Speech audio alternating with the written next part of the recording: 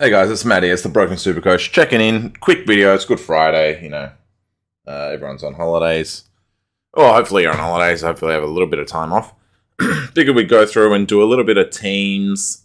It's not a huge relevance. Go out, maybe look at this game a little bit, and then talk about the trades. It's a tricky one. I've just got a little bit of time, but that's all right. So this game was last night. Not a lot to talk about. Yeah, it does look like Crisp is going to be okay now, but, fans of the channel will know, even though I like to play for overall, I'm not having the best year, but you got to have fun with it, and if players like Jack Crisp aren't fun for me, it was too much stress, I didn't enjoy it, I didn't like watching Collingwood play when he played, and it's now the same, because when he does well, I don't like watching him do well either, because I traded him out, but whatever. Is he top 6? Maybe. Remains to be seen. It doesn't bother me. I didn't want him, didn't get him. McInnes, maybe that was a miss. I don't know. McInnes here. He was in his second game on the bubble. Didn't trade him in. Just felt there were better options. Not sure he keeps his spot ahead of, Myercheck. Ginnivan's a better player than him. Elliott's probably better. Even though he's young, I think he just doesn't get this type of coverage. So, who else we got? Nothing else really. Dacos, we just need one more week of him in mids, and then we can put him in defense. And he's going to be really good for us in defense, and that's a big part of the trades this week, being able to send this guy back next week. So Lohman joined and looked pretty nice. Don't know if I'll use him, but I might. We'll see. Well, it's his first game, and he looked pretty decent. Played against a pretty average team, though, but that's all right. We'll go from there. Grundy's the other one you want to talk about. 50 points. It's weird because it didn't look like a 50-point game. Had no hit-outs to advantage, probably, is how... I haven't seen the stats on that, but I imagine that's how you only get 50 points from 20-odd hit-outs or whatever it was. 6 kicks and 14 handballs. A couple of frees against. Not too fast. I'm going to hold Grundy just because I've used so many trades. He's just going to leak money. But I think at the end of the day... Go on, Grundy, Wits, English. If you got 2 of those 4, it's probably all right. I think English is the best ruckman. But realistically, if you got 2 of the 4, it doesn't matter. I just think it's a weird year because rucks are not that important this year. There are a lot to choose from, and they're not scoring outside of big freak games. They're not really putting out huge scores. So, got a couple of names here. Eddie Ford. I don't know who this guy is. I looked him up before. He's like a 200-something K mid or forward or something. Forward, yeah. I don't know who he is. He's a bit like that Declan Mountford. Generic AFL name. Yeah, one to watch. If he puts out real big scores, he could still be worth picking up. He doesn't say new, so he must have played before. If you're a Kangas fan, let us know. Zeeble named up forward. Horn Francis forward. I don't think he's played enough to be forward eligible. We'll find out. For DPP, I mean. Sorry. The other one was 117 from Lockie Neal. I just don't think you take that with McRae on offer today. That's what I'll do. I'll take McRae. And I think most people are going to take McRae. I have nothing against taking Lockie Neal at 117 or whatever it was. Did it end up getting scaled any further? We'll find out. We'll let that do its thing. Supercoach has been terrible to me lately. Yeah, I just think everyone's going to take McRae, so you might as well too. And if he scores 100, then everyone else gets 100. It's no big deal. Just play the pack, play the meta, and the meta will be to put your C on Jack McRae against the Kangaroos. Even though I said in my last video, he's not a big scorer against the Kangaroos. So just remember that. But I think you play the meta, and 117 is really not good enough. Big in here, Bailey Williams. I think I am going to trade him in. I've got the ability to do it because I need to get rid of Bowie. I need O'Driscoll off. And I think Stevens named here. I think it's enough for me. I need to put a mid. I need to have a mid forward in the mids somewhere. So I think it's enough for me to, and I need to cover Cripps. So I think I'll probably swing Brody up to the mids, put him on field, and run Bailey Williams on the bench for now. I might even start him over Rochelle and Hayes. I think he'll be the better starting option. Hard to say because he's an unknown quantity, but he's going to get. He's named as R1. He's going to get some serious ball time with Nat Nui out for 6 to 7 weeks, maybe 8 weeks. I think a lot of people are going to miss this rookie as well, just because of a lot of people are trying to get Brody in this week. A lot of people are trying to get O'Driscoll in this week. So I think this might be a really nice, unique pick that that's going to do really well for us because he's a forward, by the way. Nothing really here to worry about. Yeah, Stevens named here. I think you can hold Stevens. I don't think it's a big deal if you hold Stevens. I also think that it's risky him being named as a sub. This week it's not. If he comes on and plays as the sub, he can't possibly go down in money. His break even is 1. So he will get 1 point if he comes on as the sub. The issue is if he comes on as the sub and gets, say, a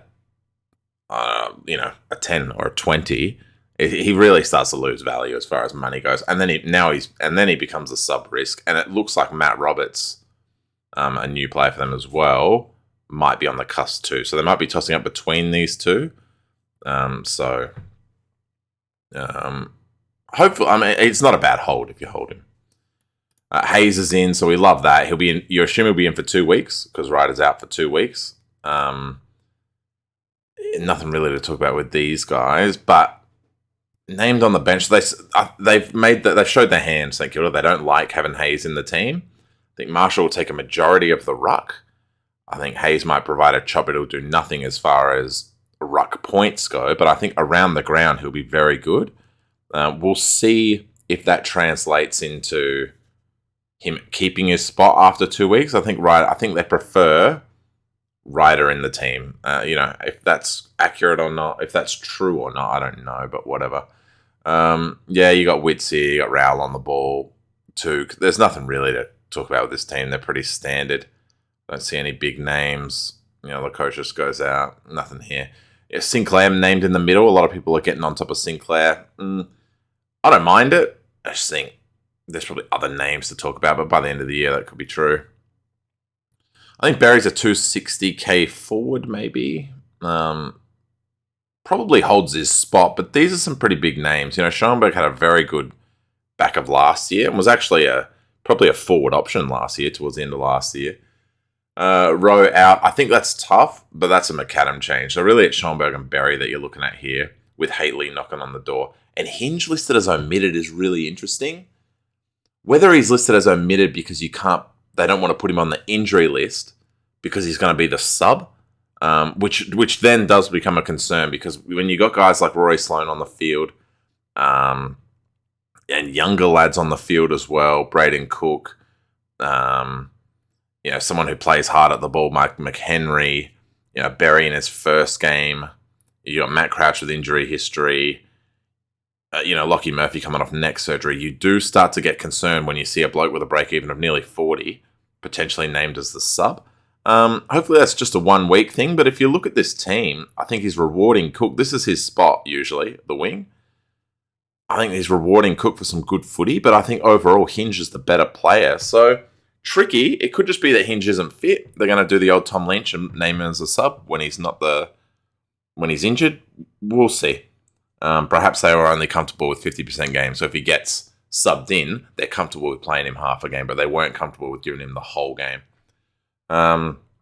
Gibcus managed, hate to see it. So that leaves us with nothing in defense bench, which is very scary. But you hope he comes straight back for Miller. This could just be a plan they had against the Crows, because the Crows, up until we named McAdam, were quite small. And then even still, McAdam's a medium small, but he's a marking threat more than Rowe is. So you got Bowie named here. Not much to go through with these guys. Bowie named, Oliver named, Oliver on the ball, whatever, going in. I will trade Bowie this week. I could hold him. You could hold him for one more with a break even of 80. I just think maximize his value. As soon as O'Driscoll's confirmed, I'll make that trade, Jake Bowie to O'Driscoll, because when you go down, you'll see you want to wait. Bruce suspended, so 1 week. We'll grab him next week. And Finn Callahan's one to watch as well. I think he's an expensive mid-rookie, though. But definitely one to watch. And there's not too much to talk about here. Cripps is a hold. They reckon he's 1 week, so you have to hold him. And once you've committed to the one, you basically, unless they rule him out next week for 4 or 5, you have to commit to the second if they don't bring him back next week. But we'll see what happens. Chair on the ball. Hewitt is the GOAT. So good. Love this guy. Durden, if you're still on Durden, happy with that. And Walsh on a wing. Could be primed to be a look at, but I don't think Walsh will be relevant this year, if I'm being totally honest. He came back too early, which is a concern about Cripps too. So we've got Skinner. I don't think Skinner actually plays. I don't think Hayes actually plays of these ins. But Hayes was on my radar. I like him. I think he's ruck only though, so it makes it very tricky to get. Jones hasn't been that good this year. Health and safety protocols and Wines. Who knows when he comes back? And this is the big one. O'Driscoll named on the bench. So you think O'Driscoll plays, or you think Chapman plays, Sarong plays, and then it's just a matter of, and maybe Swiatkowski plays. So I don't know if Ducker plays. I don't know if Logue plays. Yeah, it's tough because Erasmus has been good and O'Driscoll has been good. So there's actually a concern that he doesn't play, which isn't the worst. It is the worst for me. I need him to be named because if I take Bowie out and O'Driscoll in, and then O'Driscoll doesn't play, you get a 0. If you've got Hinge and Gibcus on your bench, you will get a 0 for trading out O'Driscoll onto your defense field. I need him in that line, so that's why I'll wait. I'm happy to wait on Bowie. I'll play Bowie if I have to. So this trade will come quite late for me on, what's this, Saturday at 4:10? Yeah. Oh, it's Sunday at 4:10. So this trade will come quite late in the week for me. Well, I need to do it by here, don't I? I need to do it by Saturday night, so no big deal.